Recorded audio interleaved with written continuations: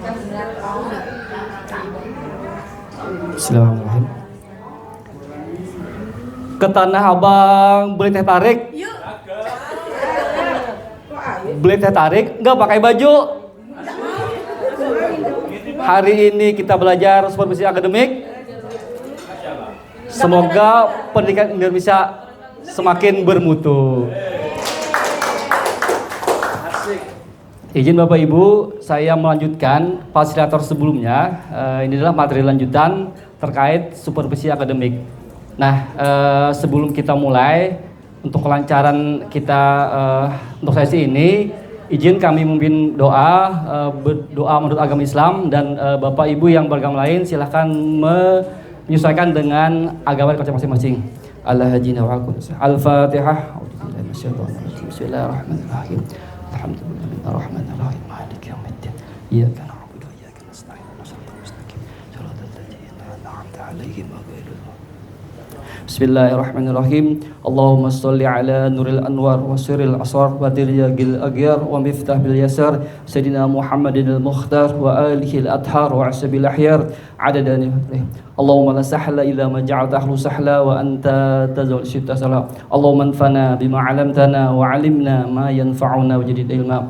Allahumma faqihna fi din wal ta'wil ya jalal jalil walikam ya jalal jalil walikam. Rabbana atina fid dunya hasanah wa fil akhirati hasanah wa qina adzabannar. Subhana rabbika rabbil izzati 'amma yasifun wa salamun 'alal mursalin walhamdulillahi alamin. Makasih Bapak Ibu. Oke. Bagi Bapak Ibu calon kepala sekolah untuk wilayah Kalimantan Selatan. Oke. Sebelumnya, apakah Bapak Ibu sudah subscribe atau follow medsosnya BGTK Kalimantan Selatan? Sudah. Oke, silahkan.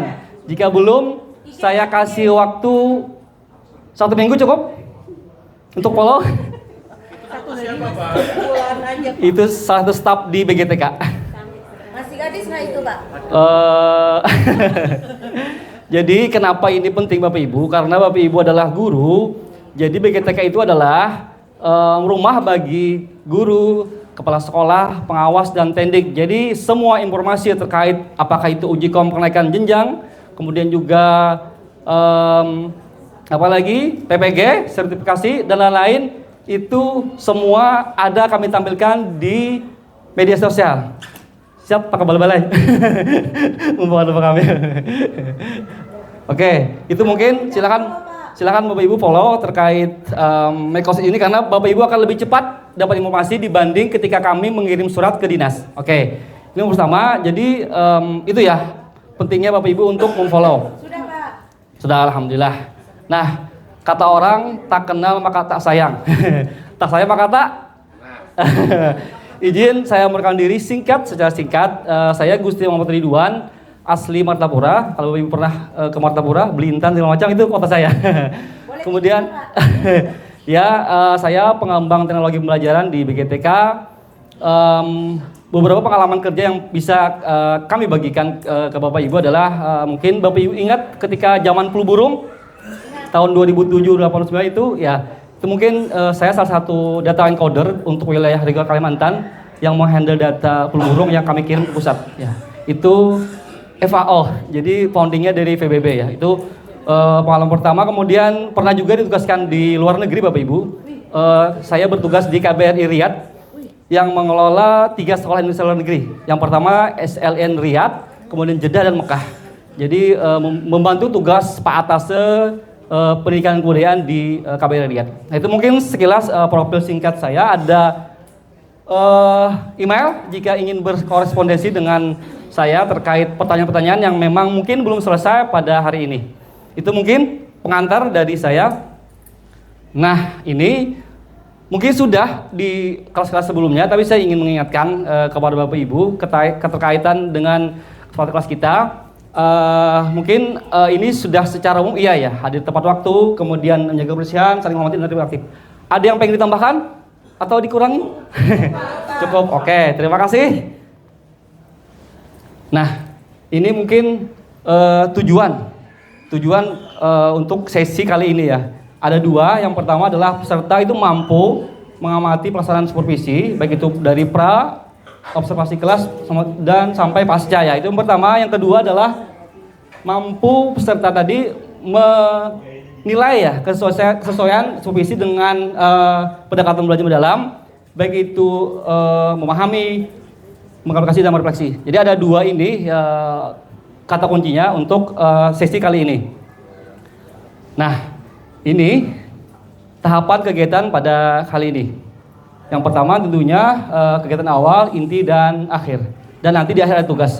Nah, Bapak Ibu, pertanyaan saya, apakah selama ini atau selama kegiatan bakal calon pasangan ini sudah sering buka LMS?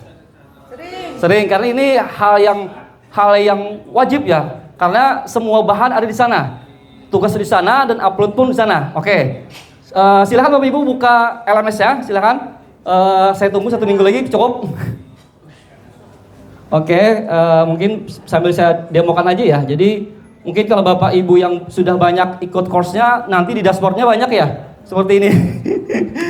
Jadi silakan aja Bapak Ibu masuk di course-nya yang kita ini, berarti di course-nya pelatihan ya, POT. Nah, langsung saja buka di semua modul. Ini kemudahan kita langsung karena kita ada di modul 5. Silakan buka aja di semua modul dan langsung ke ini ya, PTM modul 5 supervisi akademik. Nah, untuk sesi ini silakan Bapak Ibu buka langsung di 5.2. Karena disinilah sesi kita untuk kali ini. Jadi di sini ada kegiatan awalnya. Nah, Bapak Ibu harus mengunduh dan mempelajari instrumen. Nanti pas praktek nanti akan saya bagikan ya instrumennya. Jadi sambil disimak aja. Kemudian nanti ada kegiatan intinya, yaitu adalah pengamatan. Kemudian ada pra-observasinya, juga ada proses observasi dan pasca ya. Nah, kemudian di tahap selanjutnya di akhir itu nanti Bapak Ibu akan merefleksikan dan mengunggah tugas tadi. Nah, jadi inilah sekilas terkait kegiatan kita untuk sesi ini. Saya kembali ke laptop. Nah, karena Bapak Ibu di sini adalah calon kepala sekolah, bakal calon ya.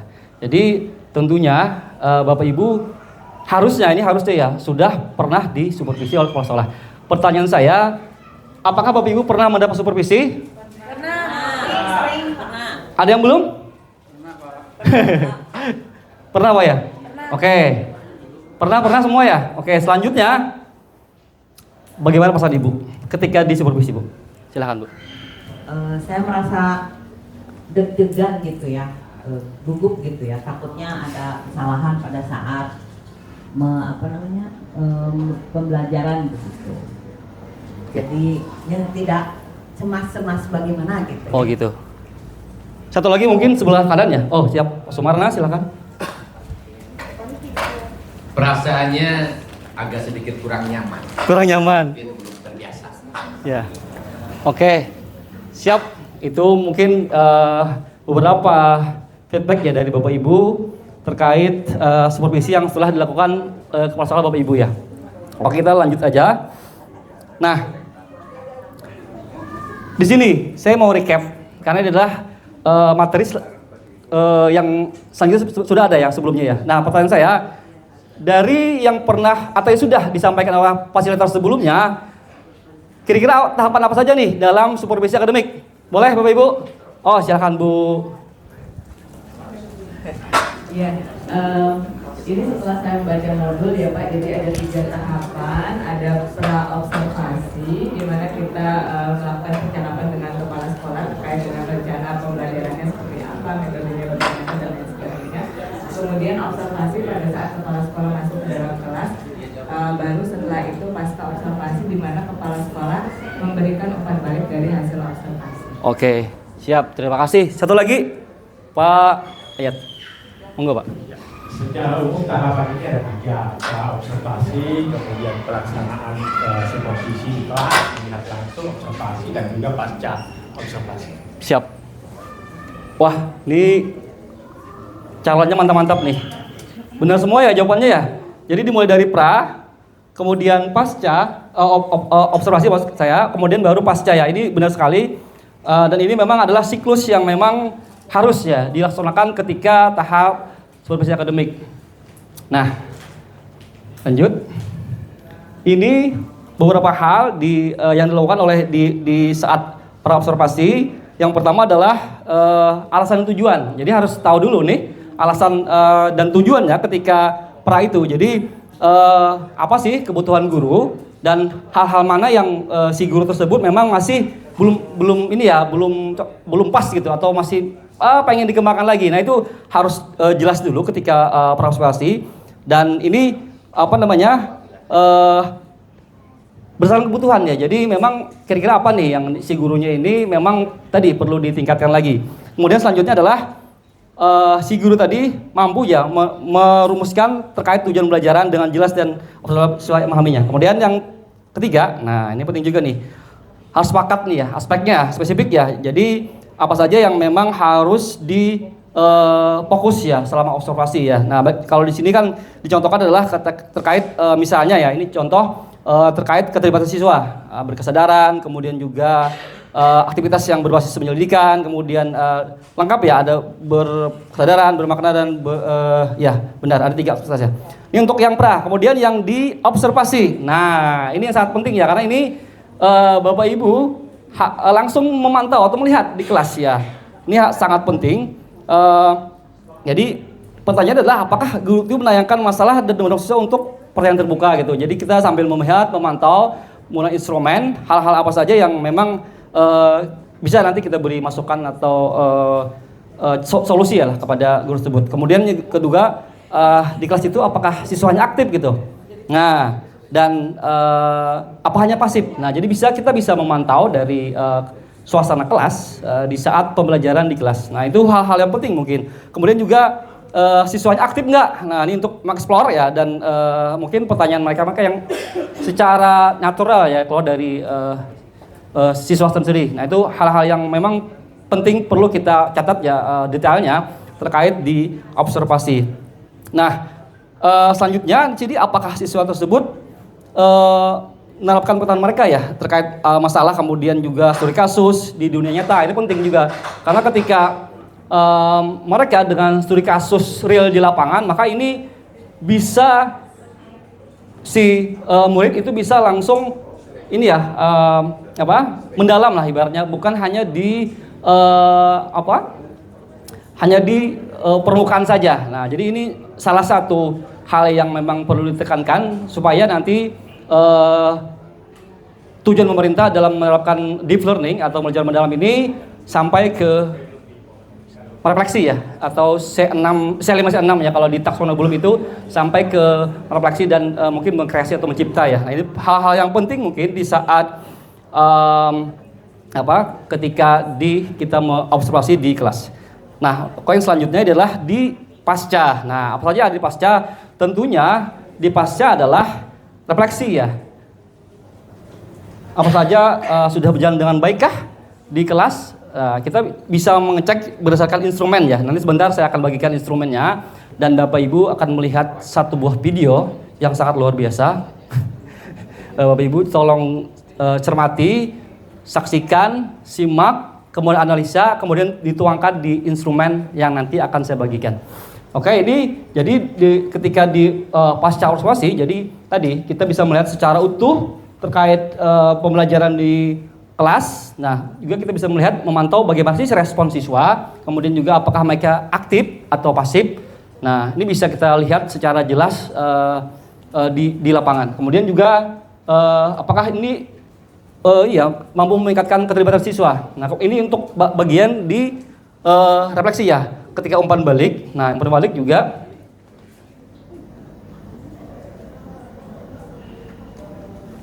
di umpan balik di sini spesifik ya. Jadi tentang dapat nggak ditindaklanjuti gitu, dengan cara meningkatkan praktik belajar mendalam. Nah, misalnya di guru kesulitan nih atau dalam mendorong kolaborasi agak kurang. Nah, di sini bisa kita umpan balik kepada guru tersebut hal-hal mana yang mungkin bisa ditingkatkan lagi performa guru tersebut. Nah, ini contoh aja pertanyaan-pertanyaannya, adakah area yang masih perlu ditingkatkan? Ini perlu digali lagi, cuman ini adalah contoh saja untuk istilahnya menguatkan lah dalam isian instrumen. Ada kaidah untuk meningkatkan area yang masih dibutuhkan. Kemudian bagaimana ide itu diterapkan dan juga diterapkannya. Nah, ini mungkin beberapa hal yang sangat penting.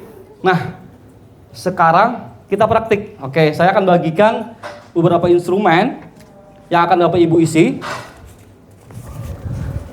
Coba. Oke. Sudah semua ya? Sudah, oke. Nah, mari kita saksikan video berikut. Silakan Bapak Ibu simak dengan baik-baik, kemudian analisa dan tuangkan di instrumen yang telah saya bagikan terkait observasi ini ya. Bismillah.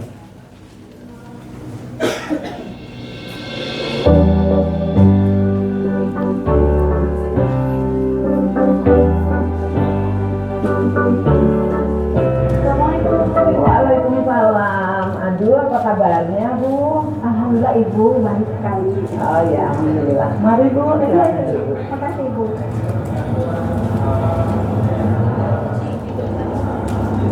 Iya, Bu, bagaimana hari ini?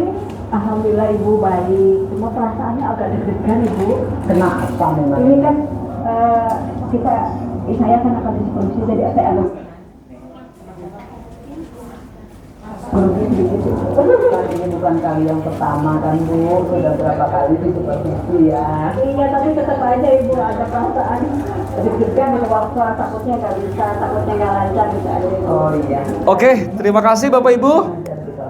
Saya ingin Nah, setelah tadi Bapak Ibu melihat video secara utuh, panjang 5 kali 5 ya, nggak 2 kali 5, berarti 10 menit, kurang lebih 10 menit. Silakan Bapak Ibu berikan umpan balik ya. Apakah tadi terkait yang langkah-langkahnya tadi sudah benarkah, sesuaikah atau belum kah? Mungkin ada volunteer yang mau, oke? Silakan Pak Ayatullah terkait tadi. Terima kasih. Setelah mengamati video observasi tadi, saya melihat langkah-langkahnya sudah sangat tepat dan sudah sesuai dengan apa yang seharusnya. Hasil yang diperoleh juga sudah sangat efektif untuk melakukan perbaikan terhadap rencana pelaksanaan pembelajaran. Siap, terima kasih Pak Ayat. Luar biasa. Berikan tepuk tangan untuk Pak Ayat ya, lagi. Oke. Nah, sekarang ambil handphonenya Bapak Ibu. Handphonenya kita kuis sebentar. Silakan. Boleh scan? Sebentar. Sudah?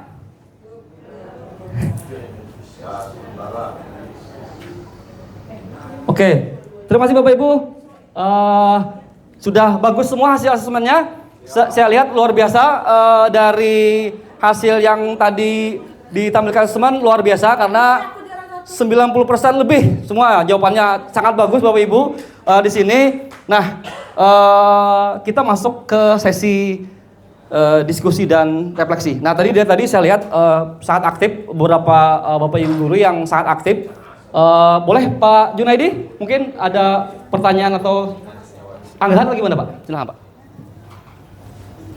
Nanya dulu Pak, untuk supervisi ini kan seharusnya dilakukan oleh kepala sekolah Pak ya? Betul. Dari penjelasan Bapak tadi dan dari contoh video tadi kan memang kepala sekolah, memang tugas utama, salah satu tugas utama kepala sekolah. Nah pertanyaannya Pak, bagaimana kalau, karena saya ini guru di SD Pak ya, jarang sekali kepala sekolah saya itu mensupervisi saya. Biasanya saya disupervisi oleh guru yang katanya gini, mesti pangkatnya lebih tinggi dari saya gitu. Kok seperti itu gitu. Kadang-kadang saya merasa nggak ada gunanya juga supervisi. Nah menurut Bapak, kalau misalnya supervisi itu tidak dilakukan oleh seorang kepala sekolah, apa Pak dampak atau pengaruhnya terhadap ekosistem? Nah kemudian dalam kondisi nanti Pak seandainya kepala sekolah itu benar-benar tidak, karena sibuk dalam tanda petik dan tidak melakukan supervisi, sebaiknya pengganti kepala sekolah itu seperti apa Pak? Terima kasih. Oke, terima kasih Pak Junaidi atas pertanyaannya, ini sangat luar biasa Bapak Ibu. Jadi untuk menjawab pertanyaan itu, jadi mungkin kita kembali dulu ke aturannya ya. Jadi panduan Bapak Ibu untuk sebagai nanti misalnya diangkat jadi kepala sekolah adalah yang pertama tentunya Permendiknas nomor 13 tahun 2007 ya. Ini adalah sumbernya ya. Jadi harus baca itu. Kalau enggak nanti bisa kemana-mana tadi ininya. Kemudian juga dikuatkan lagi di Permendikbud nomor 65 tahun 2013. Dan yang terbaru adalah Permendikbudristek nomor 40 tahun 2001. Ya ada 3 ya. Tapi intinya sama. Supervisi akademik adalah salah satu kewajiban bagi kepala sekolah. Ketika kepala sekolah tidak melakukan supervisi, apa penyebabnya atau dampaknya apa ya? Seperti itu ya. Nah, jadi pastinya ketika supervisi akademik tidak dilakukan, maka yang dikorbankan yang pertama adalah mutu pendidikan itu sendiri karena tidak ada kontrol dari kepala sekolahnya kepada guru. Jadi istilahnya gimana ya? Gurunya iya, kemana-mana gitu loh. Nggak ada yang kontrol. Juga terkait ini ya, budaya kolaborasi juga nggak ada karena tidak ada koordinasi dan kolaborasi antara kepala sekolah dan guru ya di kelas ya. Ini hal-hal yang berdampak negatif ya. Dan tadi pertanyaan kedua adalah bagaimana sih jika misalnya memang tidak bisa misalnya atau sakit keras atau memang lagi dinas luar di mana gitu yang memang tidak bisa digantikan. Jadi memang dari pendapat saya bisa Pak digantikan misalnya. Tapi ini tanda kutip ya, sudah nggak ada jalan keluar lah ibaratnya memang terpaksa sekali gitu loh. Tapi sebaiknya jangan sih, artinya ketika Bapak Ibu nanti dilantik menjadi kepala sekolah ini jangan dilakukan ya. Dalam tanda kutip sebaiknya harus dilakukan karena adalah untuk mengontrol mutu pendidikan. Jadi jangan sesekali meninggalkan. Tapi kalau misalnya tidak bisa juga ya paling enggak lah ketika Bapak Ibu kepala sekolah nanti berhalangan, yang pertama dari kacamata saya adalah bisa menugaskan kalau ada guru penggerakan mungkin bisa boleh karena guru penggerakan udah mengalami fase yang begitu panjang dan mendalam lah ibaratnya ya. Jadi mungkin itu atau kalau memang tidak ada bisa menunjuk guru yang lain yang memang mempunyai kompetensi. Jadi itu kalau memang tapi kembali ke yang satu tadi kalau bisa sih jangan karena ini adalah tugas kewajiban seorang kepala sekolah. Itu mungkin Pak Junaidi jawaban saya itu mungkin. Nah, untuk sesi refleksi bisa Bapak Ibu salah satu yang memberikan refleksi untuk sesi untuk kali ini, boleh? Siapa lagi? Oh Pak Ayat. Oh silakan Pak Amin, silakan Pak Amin. Refleksi. Iya, ini banyak hal yang kami pelajari. Makasih banyak Pak fasilitator. Cuma satu hal yang kurang itu kameranya tidak pernah menghadap ke kami, tidak pernah dipoto. Iya, ini yang. Tapi ada banyak hal yang kami bisa bawa untuk nanti kami bisa terapkan di sekolah kami. Hanya bukti fisiknya yang tidak ada bisa kami terapkan, bawa ke sekolah kami. Lihat tuh bukti fisik fotonya Pak. Ya, makasih Pak. Terima kasih ya Pak Aminullah. Saya doakan Bapak cepat dilantik Pak ya, lulus dan dilantik kepala sekolah ya. Amin. Nah ini sudah sesi terakhir, sesi kesimpulan. Nah jadi dari sepanjang yang tadi sudah saya sampaikan dari pagi tadi sampai siang ini, jadi kesimpulannya adalah supervisi akademik itu adalah hal yang memang menunjang terkait mutu pendidikannya. Jadi ketika tidak ada maka sangat disayangkan ya. Jadi memang harusnya dilakukan terencana tadi ya, kemudian sistematis, kemudian berkelanjutan. Nah ini untuk menciptakan tadi ekosistem pendidikan yang berkualitas. Itu jadi kesimpulan itu. Nah sebelum saya tutup ini ada oleh-oleh Bapak Ibu, silahkan ambil handphonenya, scan. Semua materi yang tadi saya sampaikan ada di sini semua, baik itu peraturan-peraturan terkait kepala sekolah tadi, kemudian salin atau slide ada di sini. Itu saja mungkin dari saya. Biasanya setiap yang banyak bicara banyak salah. Nah jadi dalam kesempatan kali ini saya mengucapkan mohon maaf sebesar-besarnya jika selama seharian ini saya ada banyak salah-salah kata. Yang benar adalah sang pemilik ilmu karena dialah yang memiliki ilmu, dan jika ada kekeliruan itu murni datang dari saya karena sebagai hanya manusia biasa. Itu saja dari saya. Assalamualaikum warahmatullahi wabarakatuh.